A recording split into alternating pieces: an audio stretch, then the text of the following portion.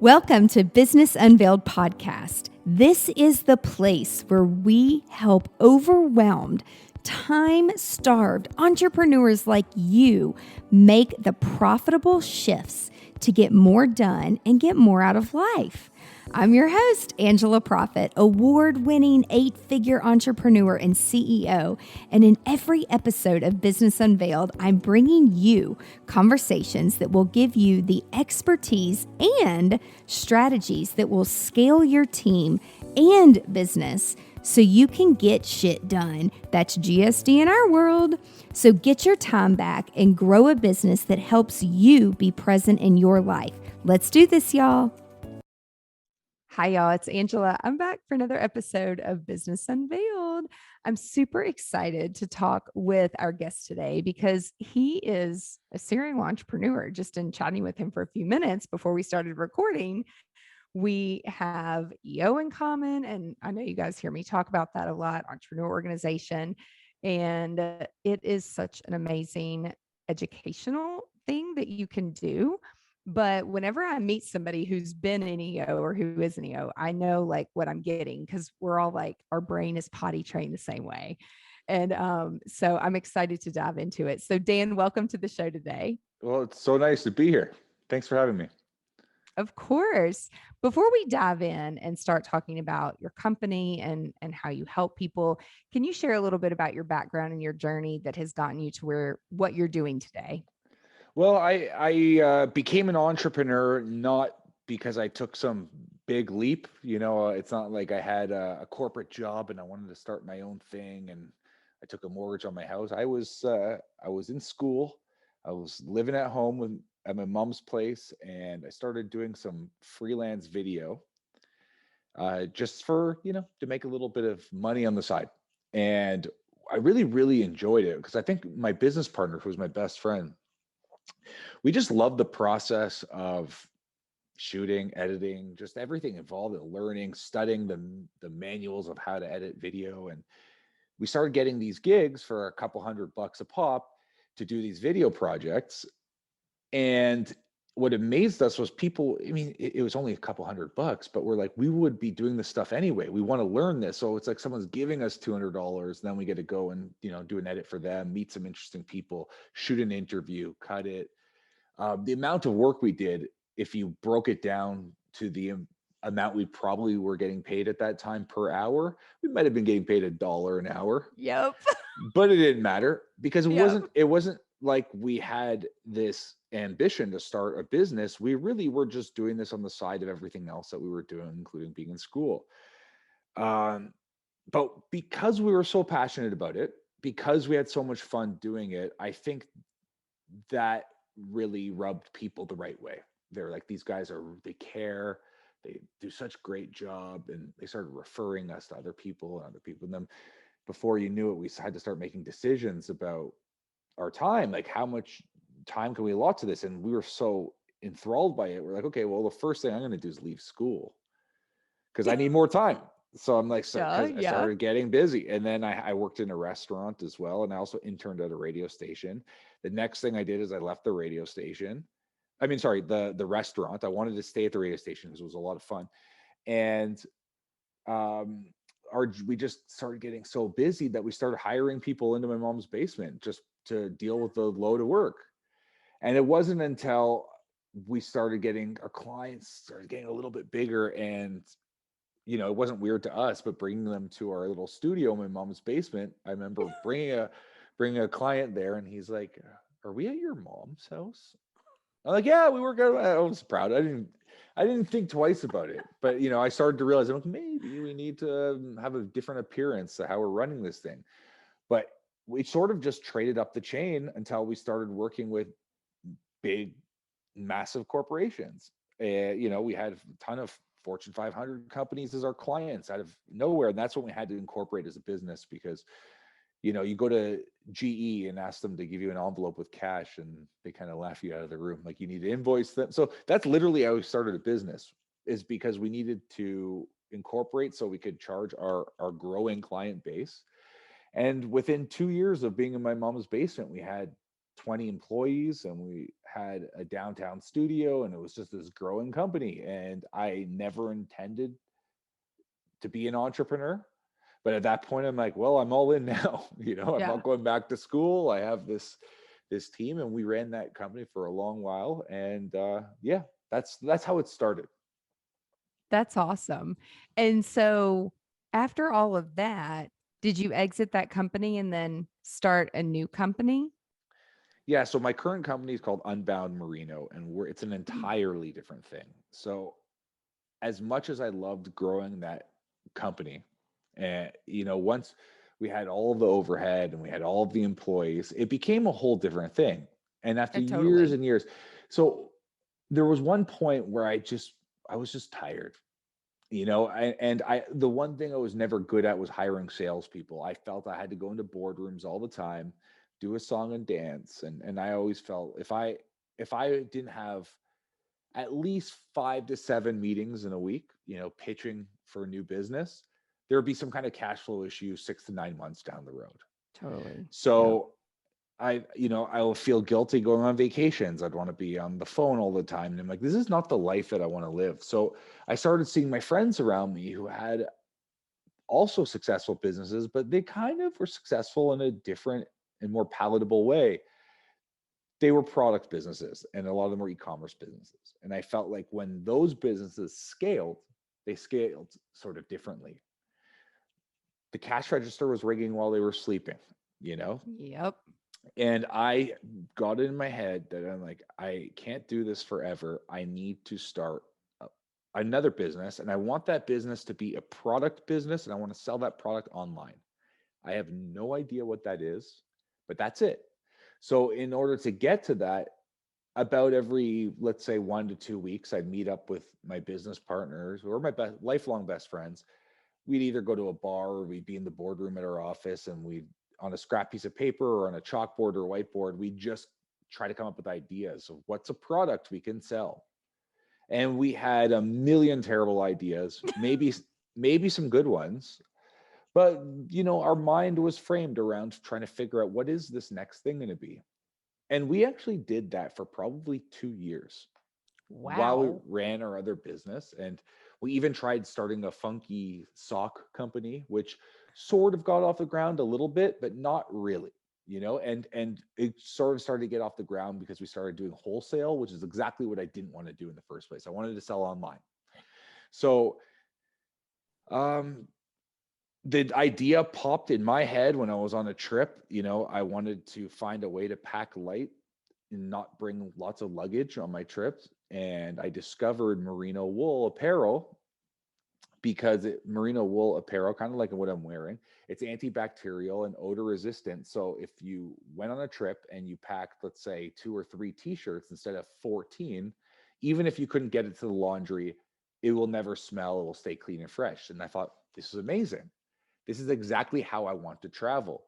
Actually, the first time it was for a GLC, an EO event. I was going to Athens, and I remember taking a little side trip out of Athens to a little town called Hydra, which is like right in a little port. It's now a cruise town. It wasn't at the time, and there's no roads and there's no cars. And I remember with my girlfriend at the time, we had these massive suitcases, and to get up to our hotel, which was way at the top of a hill, we had to haul it up these big stairs, and then we Nightmare. opened up the suitcase, and I'm just thinking, like, none of this stuff we're wearing. Like, we don't I'm like, next time we travel, it's going to be a carry-on.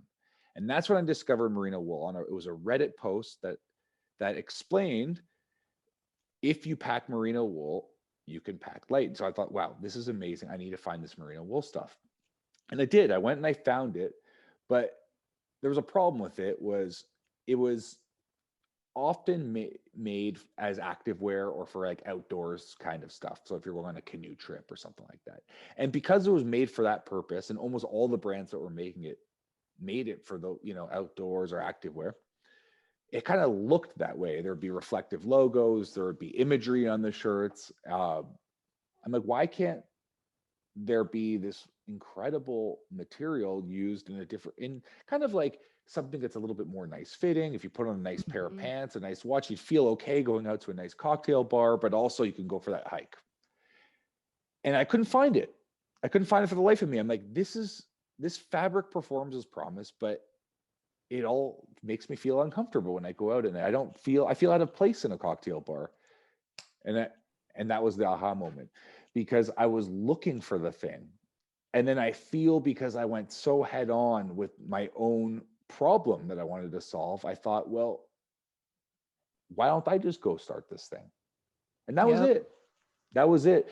The problem was I didn't have extra dough to put into this business. I didn't have time. I didn't have energy. I was trying to get the sock business and my other off the ground while I was running my other business. I was so tired, but I couldn't sleep at night. I'm like, I have to do this. I believe that this is the idea. This is the one I've been looking for. I have to do it. So we did a crowdfunding campaign, and that was the Hail Mary. I'm like, if this didn't work, I felt like I was gonna hang up the towel and go learn how to write a resume, apply for a job. Um, but we tried to raise $30,000. It's not a raise for investment crowdfunding, just pre-sales. We Hmm. only wanted to sell $30,000 of product, but we sold 400,000.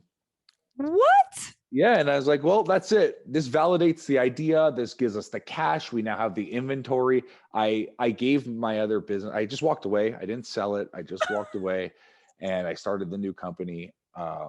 And we built it from there. And now we're selling in over 100 countries, and we're growing. And it's And that's amazing. yeah. So going back to the whole like crowdfunding thing, because I know people listening are like, oh, that's too hard, or I'll never do that, or I don't want to ask people for money. And talk us through like that experience. I mean, to me, I'm like I've set up a lot of GoFundMe's like for my sister and like church stuff. And basically, I mean, I was in healthcare for a little bit before I was an entrepreneur, and but that was before GoFundMe. But now people that I mean, when you need something, and people will help if you just ask. But so many people don't want to ask for the help. Well, But yeah. So that's help. It's help, but it's also just sales. It's like, if you make right. a product that you want to sell, because it's not real. There's two waves. The first wave, you want to get your friends and family to sort of support, so Hmm. this campaign gets going. And I that is a hard thing. How do you get people to, especially with our product? It's quite expensive for apparel. Our t-shirts on the crowdfunding campaign were $50. That was the cheapest that we've ever sold the t-shirts. But that's not a cheap t-shirt. So I'm going to friends and family and saying, will you spend $50 on a t-shirt? Hmm. The way I got over that was two things. One, we worked really, really hard to develop a really good product. So I believed that it was worth the money, and I was proud to sell it. If you're not proud to sell your product, you probably shouldn't be selling it anyway. So I was Amen. proud to sell it. How did I get over asking friends and family, and the maybe the guilt or the shame?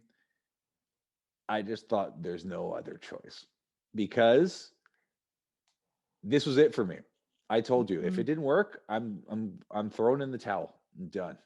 So I needed the support. I don't spend my life asking a lot of people for a lot of things, so I felt like I had that ask, and I just asked. But after that, once your friends and family start to buy, you you sort of start to see a momentum grow. I'll never Mhm. forget. I remember seeing all of the names of all the sales coming in. My brother, my business partner's cousin, my friend from high school. I recognized this person, that person, that person. And then there was someone named Johannes. And I went to my two business partners and said, who's Johannes? Do you know this guy? No, no. Some guy in Berlin. That was our first customer that wasn't a friend or family. And That's then so another one cool. came in, and then another one. And so, because we started to sell on the platform, and we had this momentum that we manufactured through our own friends and family, people perceived this as being a hot product, and they wanted a piece too. So we started selling in Germany, in UK, all over United States, all over the world. and it just kept pouring in, and it's continued to grow from there.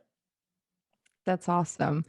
So how did you decide where, like, apparently you knew where this fabric came from, but then how did you guys, you and your business partner, say like, okay, we're going to manufacture everything here? Or did you shop a few different places, or you could only go to this one place to get this fabric?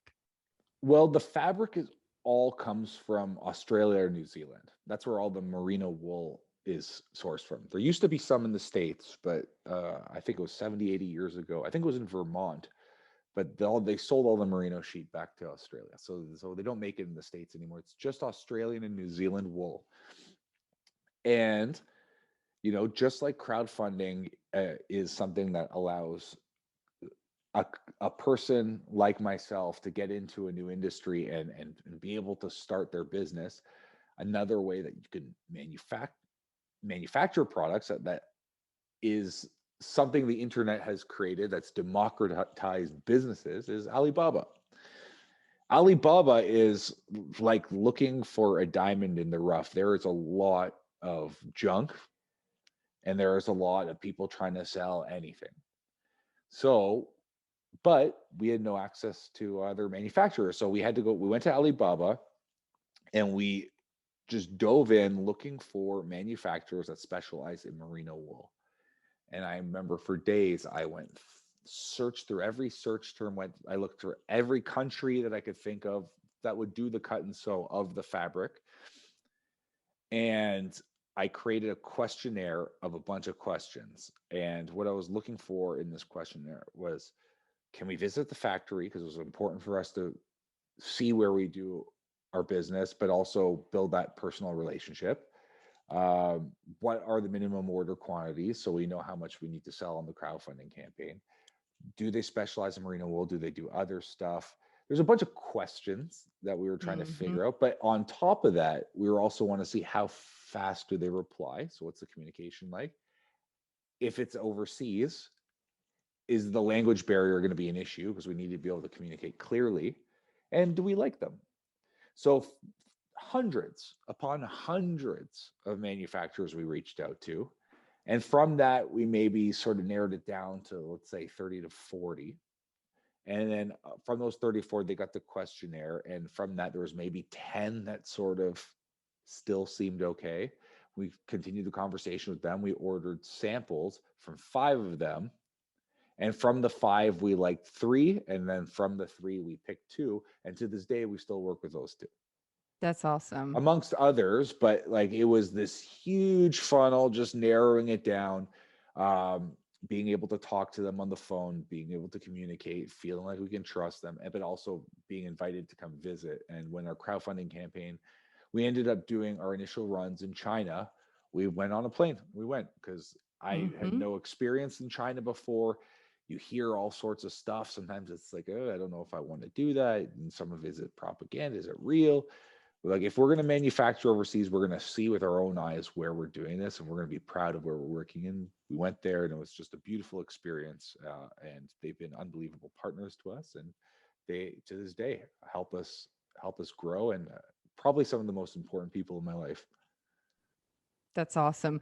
So you said something that's really important. So anybody listening or watching, there's one thing that if you have this idea for this product in crowdfunding, that you ask the question, because I developed a pet product a long time ago and I did not ask this question, and nobody told me to ask this question, but it was the minimum order quantity that you had to spend when you go with this manufacturer. And so, and you said like that was key. So you would know how much you needed to ask for on the crowdfunding. So you would know how much you have to sell.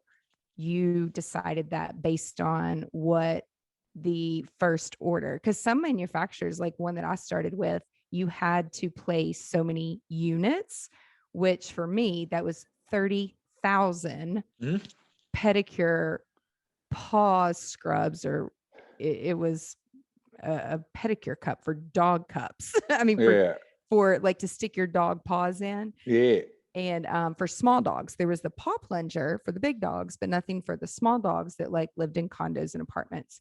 And I didn't know that. So it's like I was at the mercy of Ritz Carlton and another hospitality venue that or brand that we were working with who wanted to place this large order.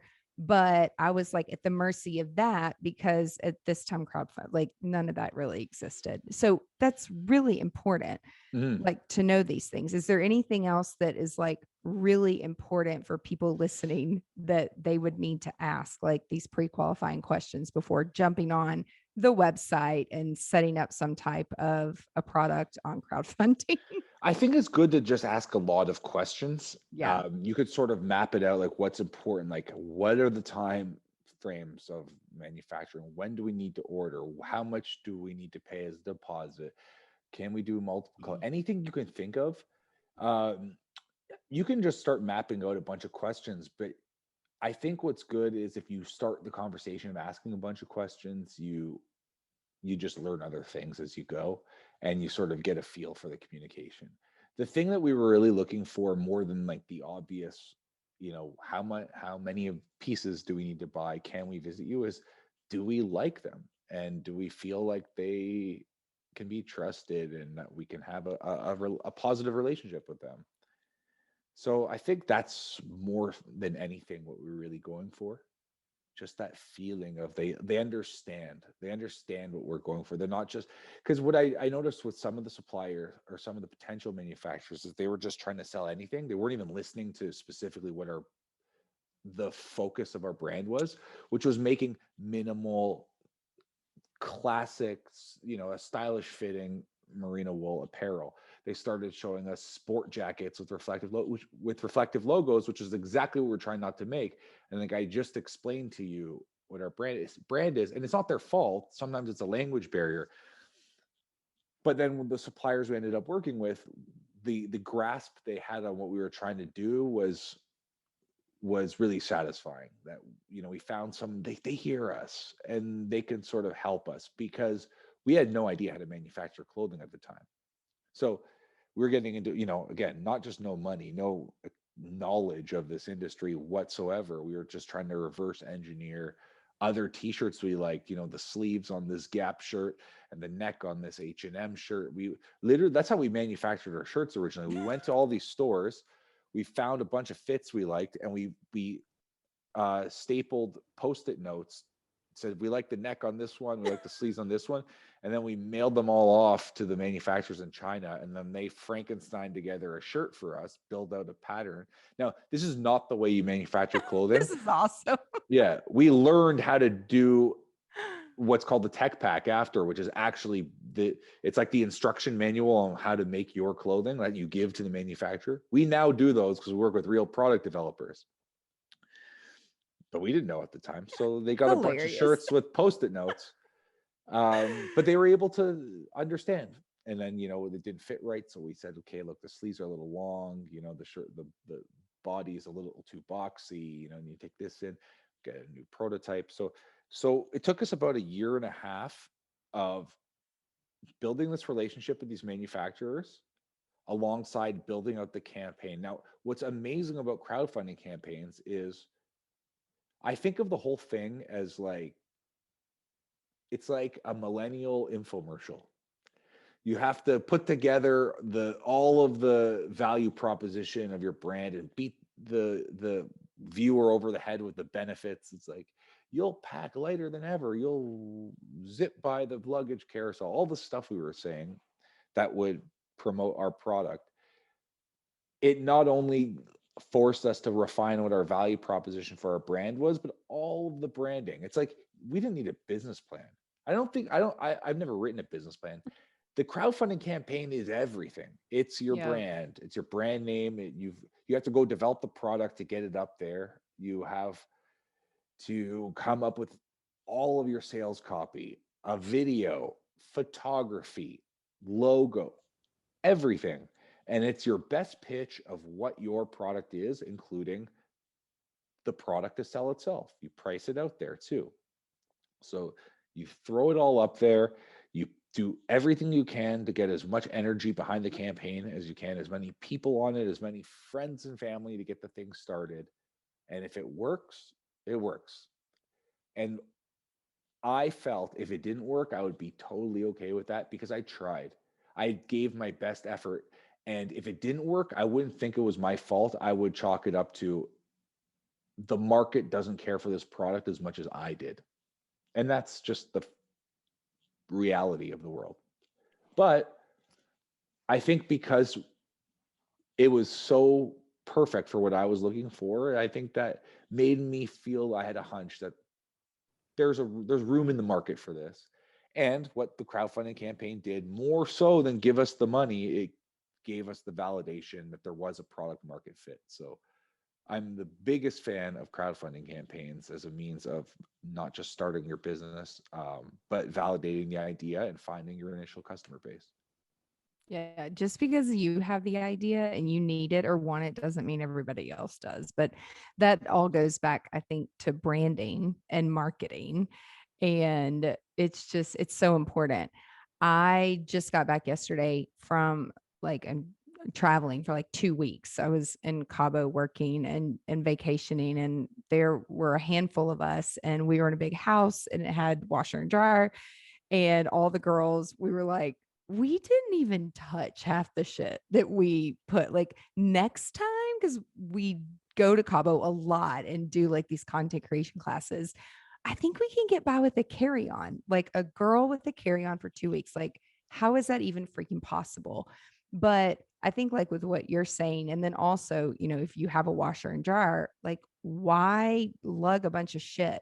I'll never forget. I was in Italy with my mom. I'd never been to Venice before, and but we were going to like 5 or 6 different cities. I was speaking in a conference there, and I'm like, well, let's just go for 3 weeks. And she always wanted to go. And I was such an idiot though.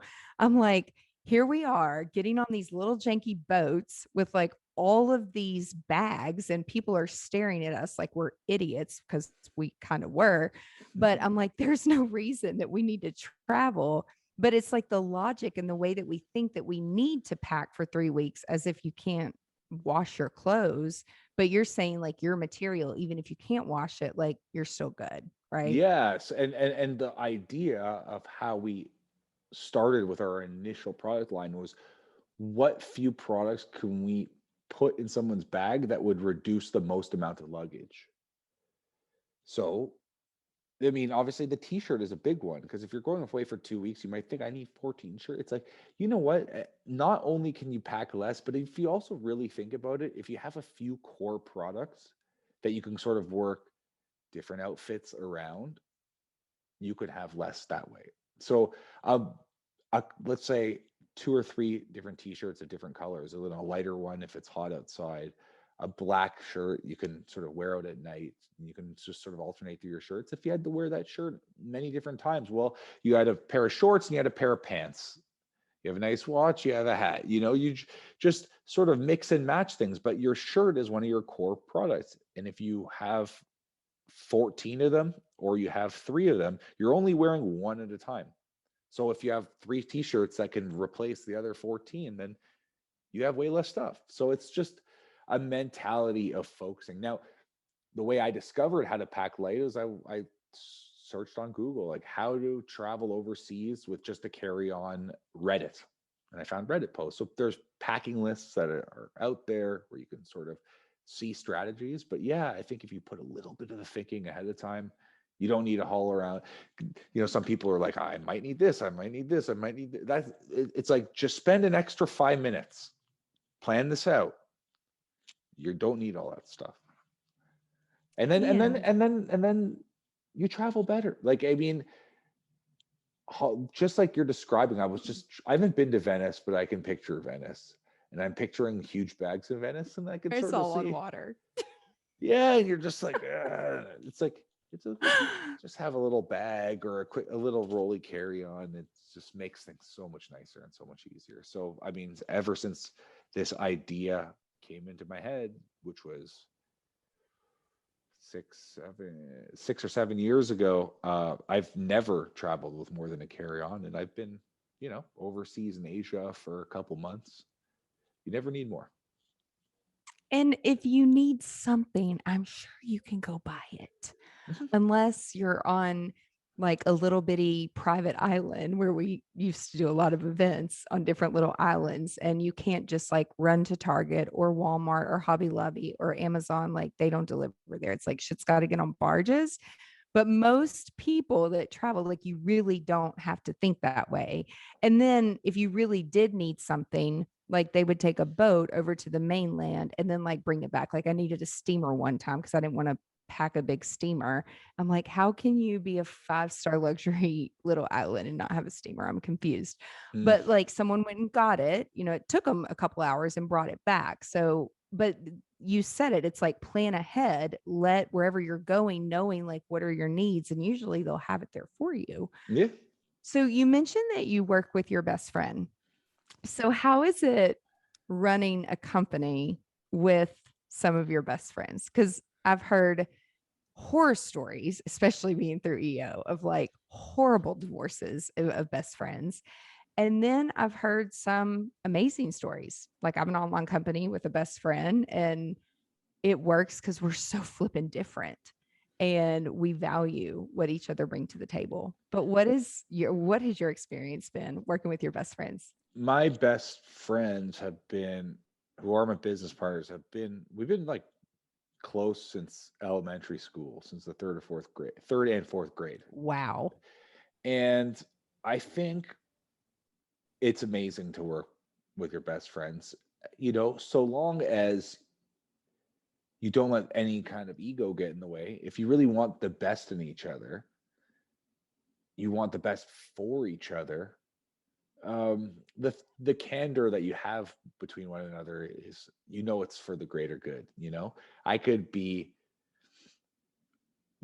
I've I'll tell you a quick story. I remember one Yeah. time my business partner was writing an email, and I was over at his place, and I said, let's go out and get a beer.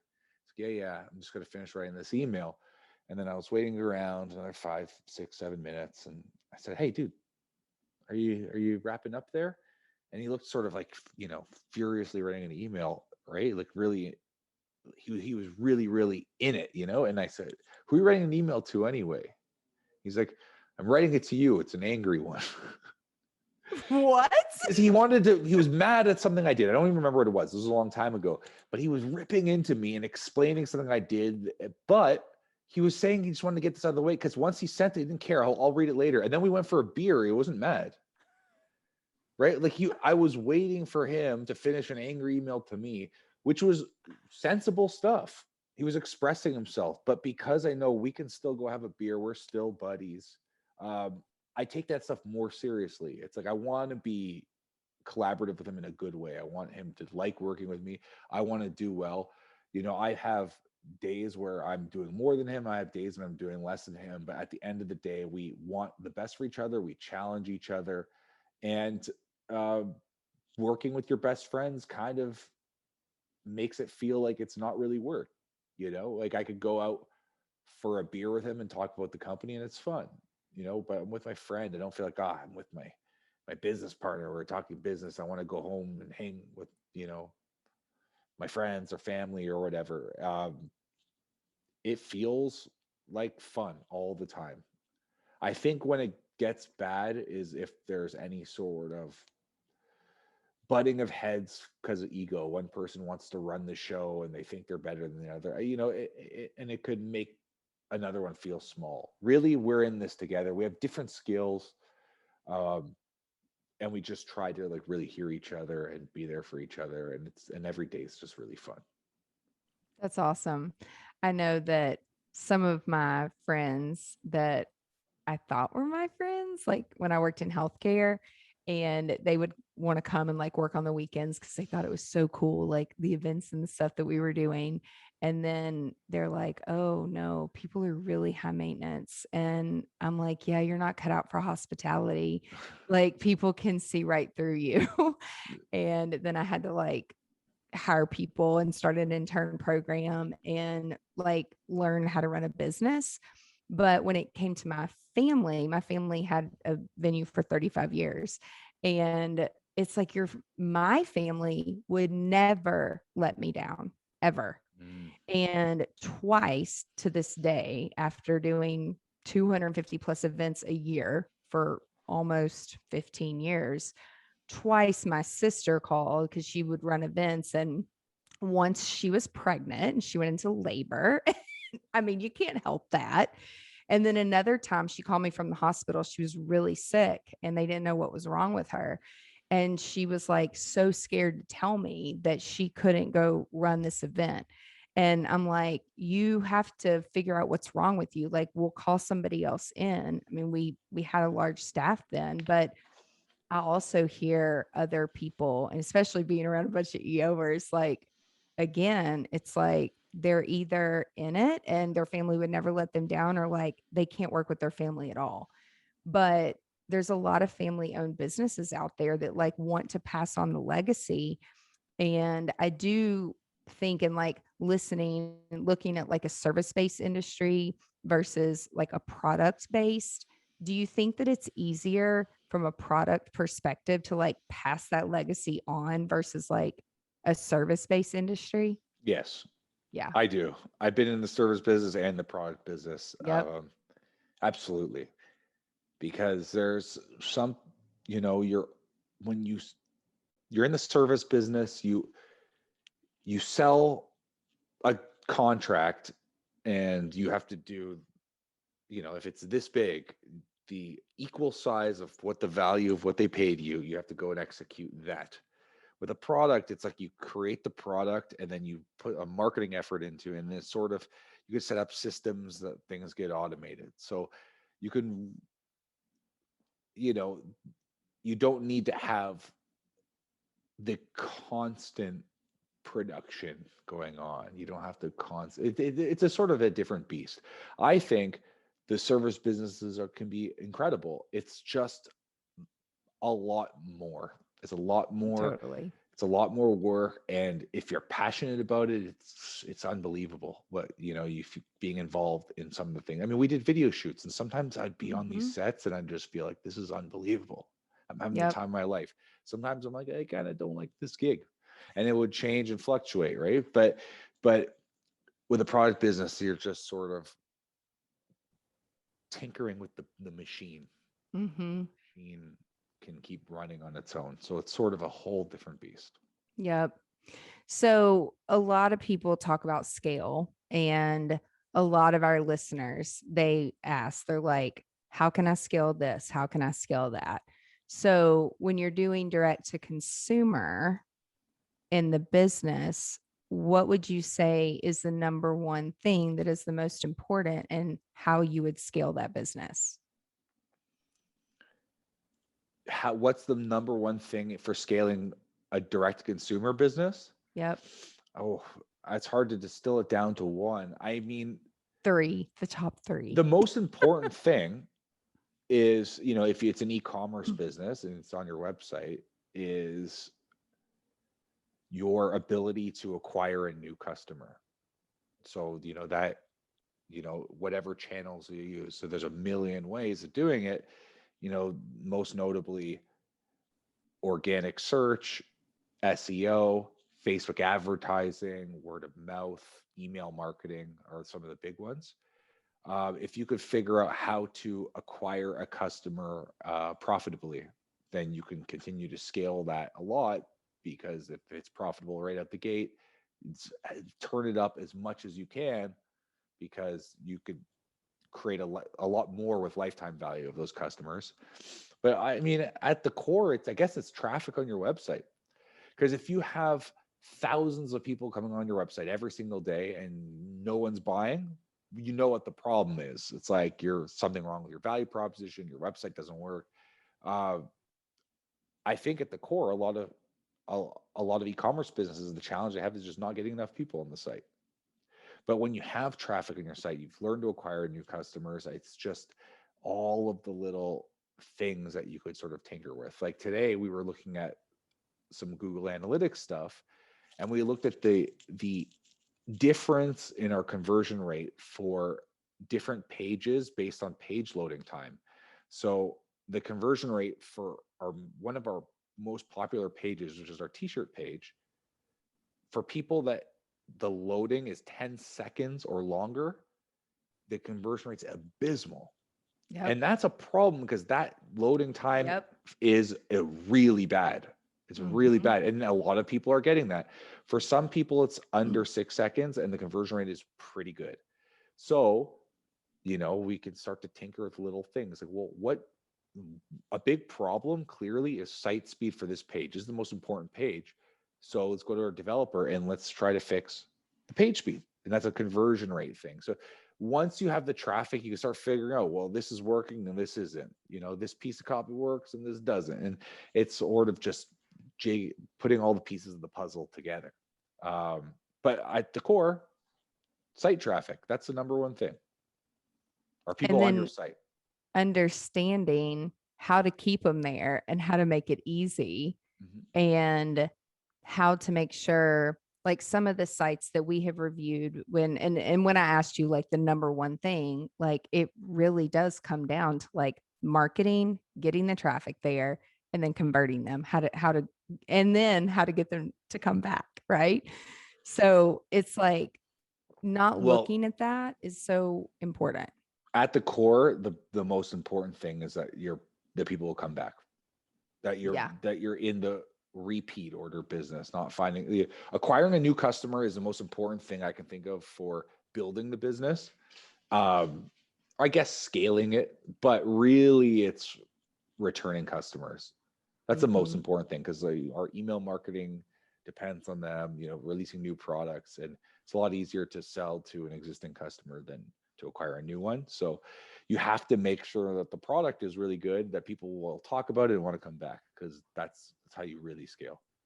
It's so important. So super important. If you have like 1,000 fans that buy everything that you have versus people who you're not sure if they're going to buy or not. Yeah. Browser. I mean, it's just, it's so different. But looking at the site speed, we were looking at a client's site recently and the different experiences and where the traffic was going and where it was coming from. And their pictures were way too big. And then they had videos living on their site. I'm like, why are you doing that? You can pull things in from, YouTube or Vimeo and not store them on your site. And it sometimes it is like a simple thing that could make or break if people are going to buy or not. It's so important. So if people want to check out the clothing, where should they go? Just type in Unbound Merino, Merino, into Google. You'll find us. We're on Instagram and Twitter and Facebook, but our website's unboundmerino.com. Awesome. We'll put all the show links in the show notes so that people can go and check it out. And I'm going to go check it out because I'm starting to travel again with the world opening back up, and I want to travel with carry-on. There you go. So I need to go get some. Well, this is awesome. Thank you so much for sharing your story today. And everyone that's listening and watching, thank you for your time. Go check it out and let me know what you think. If you actually get one of the shirts, or what are your other core products? I know you said the t-shirts, sweatshirts, button down. So we just do menswear right now. We're working on our women's line, which is coming out in January, February. But yeah, I mean, where we have shorts, and I mean, the product line's really expanded over the past few years and continues to expand. So that's awesome. So when you do go live with women's wear, let me know and we'll put it out. We'll do a blog on it so that all the ladies that are listening, we have a lot of women listeners, then they can go and check it out. So that's exciting. So thank you so much for your time, and everybody that's watching and listening, be sure to tune in next week to another episode of Business Unveiled. Bye, y'all. That's it for this week's episode of Business Unveiled. Now that you have all the tools that you need to conquer the world and GSD, get shit done, would you share this with your friends and fellow business leaders? One thing that would really, really help us and help new listeners is for you to rate the show and leave a comment in Apple Podcast, Spotify, Stitcher, or wherever you tune in and listen to Business Unveiled. You can check out the show notes at angelaprofit.com/podcast and link up with us on social media so you can share your biggest insights. And I want to know your aha moments. Until next week, remember, the profitable shifts and structures you're creating in your business help you be more present in your life. So get out there and GSD.